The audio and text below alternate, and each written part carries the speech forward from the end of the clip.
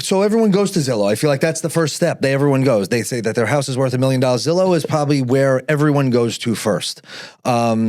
It's something where I guess it's a great stepping stone or whatever to kind of break the ice if someone's looking to start looking into the real estate. But the pre-approval is so crucial because you don't know truly what you could do or not do. Right? So like you said, you had a client the other day that was thinking they were going to get this rate. Meanwhile, they ended up getting that rate and it changed everything. Right. Where if they would have gone through the proper steps, they would have not had those surprises. So pre-qualification versus pre-approval. I know these terms get used interchangeably, right. But what would you say the difference is? And I'm going to defer to you. We say pre-commitment, right? Right, and I'll go into that. So pre-qual is something more verbally over the phone. Hey, how much do you make? What do you think your credit is? And no banks really do that anymore. It's worth the paper it's written on. There's no verification of anything.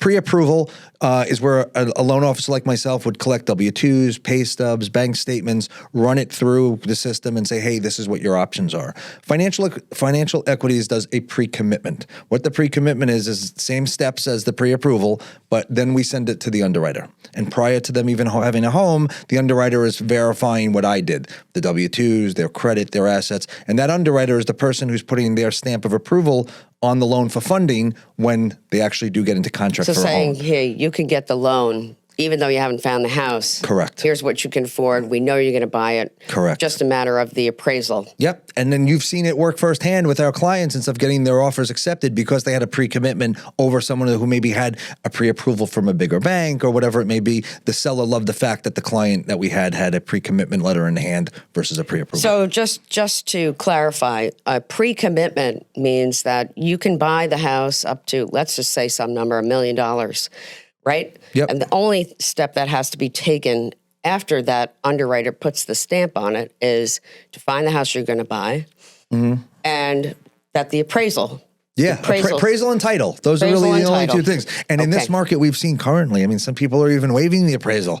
So in that case, you just need the title. So I mean, it's everything has been done. So it just, again, and for Financial Equities and myself, reputation is everything in this industry. And we have zero fallout. And what I mean by that is that we're never giving someone a pre-commitment letter and then have to renege on it because something we missed or anything like that. So that's huge just for myself as well, that when I put my name on that paper, I know 1,000% that loan's going to close. Right. And so just to clarify, pre-qual versus pre-commitment. Pre-commitment much stronger when presenting to a seller someone's offer.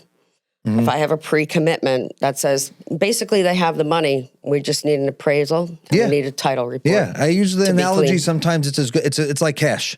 Because even if it was a cash transaction, you still would need title anyway. Right. So everything has been done. Correct. Right. So this is why Mike's our local expert here, because we take all the roadblocks out of obtaining the house you want. Right? Yeah.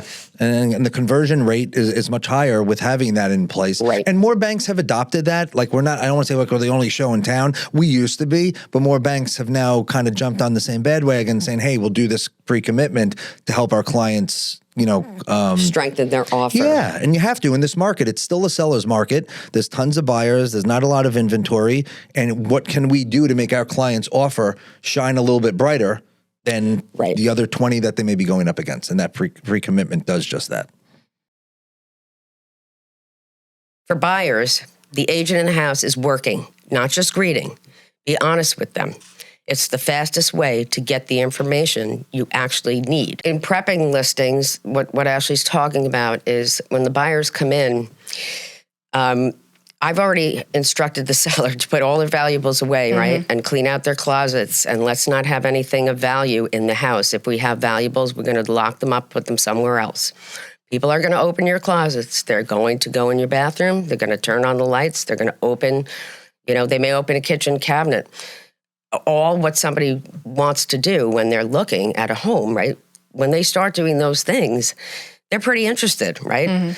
So what Ashley's talking about is my strategy is just to welcome the buyers in, whether they're unrepresented or they're with an agent or represented. Welcome them into the home, give them some of the details that, they may not see, like how much the electrical service is, what the taxes are, what the how the kitchen was done 6 years ago, the roof is 12 years old, some of the basic facts that they wouldn't necessarily see, and then kind of let them go off on their own and, walk through that house. Right? And what I tell them is, if you have any questions, come back when you're done and we'll answer anything we can for you. Before the first people arrive at the open house, I have a very specific routine on how I set the environment for the tone of how the open house is going to go. I'm always there a little bit early. These are my things. I'm always getting my signs up ahead of time, making sure my sellers get out of the house and the dog gets in the car and everybody's safe before the people come flooding in, right? Right. What does your prep look like? I feel like prep starts for me, at least 3 days before the open house. One thing that I've learned from my manager, at least, is, 10-10-20s, doing things old school as well, really work. I actually sold my first house doing a 10-10-20 before an open house because the neighbor had received it, let his friend know. The friend came, said, "Hey, I saw your flyer." And that's how I got my first sale. So honestly, basic real estate. Right. So everything basic works. So that's my prep now. On every open house I do, I try to do a 10-10-20. And 10-10-20 is, minimum. You want to do the whole block. You want to let everyone know the neighborhood. Let me explain what Ashley's talking about. So 10-10-20 is this. So we get a listing in a neighborhood, right? And it's a very basic real estate tool. Most agents don't do it anymore because it's so very basic. But we make a flyer, we write a card out, we invite 10 to the right, 10 to the left, 20 across the street to the open house because we know that someone else on the block is probably thinking about selling, right? So what's the best way to meet them? Or they have a friend who wants to live in the neighborhood, or they love the house and they have a friend that, that they know is looking for real estate. They're going to come. Right. But it's nicer if you invite them because they feel like they're getting an invitation, right, to an event. That's what she's talking about. So there's one final invisible hurdle that determines whether you're going to own the home you're buying, the title search. For buyers, little issues can turn a dream home into a nightmare. For sellers, an old lien or an unpermitted deck can bring a closing to a screeching halt. Today, we're going behind the scenes of the closing table. I have Fran Girimonti, veteran in the industry, here to explain why title insurance is your best friend and how to ensure your closing day is a celebration, not a crisis. Let's get into it. In our area, we see a lot of properties that there have been in families for generations. Sometimes this means missing signatures or handshake agreements from 40 years ago. Fran, what is the most common ghost from the past you're seeing pop up in local titles lately? Oh my goodness, there's so many different things that are like happening. boundary line agreements. Boundary line agreements are a huge problem. I just had a situation where there was a tennis court very close to a property line. And because it was not more than 2 feet in the town of Huntington, right, which is believe the it or rule. not, because they used that property for several years, more than 25 years, they actually had adverse possession. Yeah, we need to get signatures notarized from the neighbors, From the right? Sometimes the neighbors have moved. Yes. It can be a hassle. Yes. The agent has to go. I just had a closing like that, actually, in Huntington with Ryan at Breslin's office. You know what has to happen. Both have invisible issues. Lately, I've seen buyers get distracted by a dated bathroom while ignoring a 50-year-old electrical panel. Mitch, are people focusing on the wrong things lately? Well, it depends on the buyer. And we could put them into categories. First-time buyers that, let me backtrack a little bit. Anyone in the trades, those type of buyers seem to have more of a grasp. Yeah. Experienced home buyers, say someone who's had a home before, moving to a second house, they know more. It's the first-time buyers that really get the most benefit. All buyers get a benefit from the inspection. But the people who truly just don't have the experience to know, the inspection is a time that you get to see the house for 3 hours.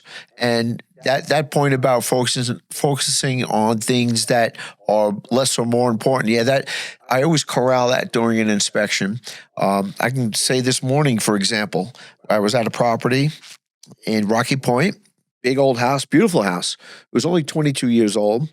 It had retainer walls, and Rocky Point similar to Northport. Yes, I've been there. With the terrain, right? North shore of the island. And I was there prior to the buyers, as I always am. And I had a bunch of things to go ahead and show them and give recommendations on the property, retainer walls and some rot and some grading, normal maintenance. Stuff. And young couple, first-time buyers. And the first thing she focused on was an end cap on a fence post that I'm sure she noticed the first time she saw the house. And I said, yeah, that's great, but that's not part of the wrong inspection. Fish to fry right. On what we're going to deal with the other stuff. But that's an outside issue. That's the beauty of the inspection and the purpose.